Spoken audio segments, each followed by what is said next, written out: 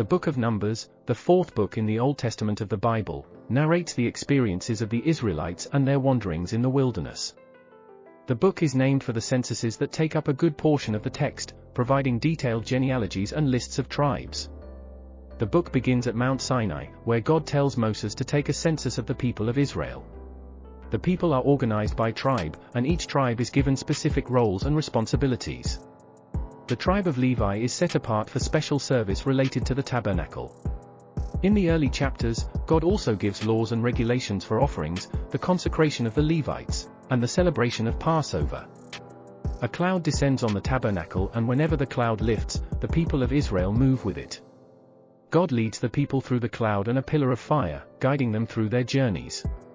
When the people complain about their hardships and the lack of meat, God sends a wind that brings quails.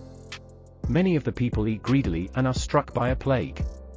At another time, Miriam and Aaron, Moses' siblings, speak against him, and Miriam is struck with leprosy.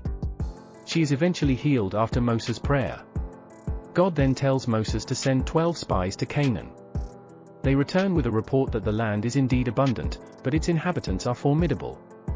The people are frightened and rebel, wishing they had stayed in Egypt. As a punishment, God decrees that they will wander in the desert for 40 years until the rebellious generation has died off, and only their children will enter the promised land. The book also includes various other rebellions, and punishments thereof. This includes the rebellion of Korah, Dathan, and Abiram, who challenge Moses' leadership. The earth opens and swallows the men and their families. Throughout the book, God continues to provide laws, including the law of the red heifer, rules for vows, and guidelines for warfare.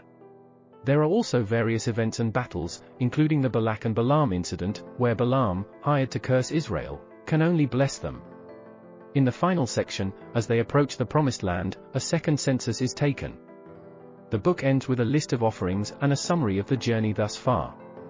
The Book of Numbers shows a God who is patient and merciful, but also stern and just. The people often stumble and stray, but there are always consequences, and always a path to return. It's a narrative of a journey, not just physical but also spiritual, filled with trials, rebellions, lessons, and God's continual guidance.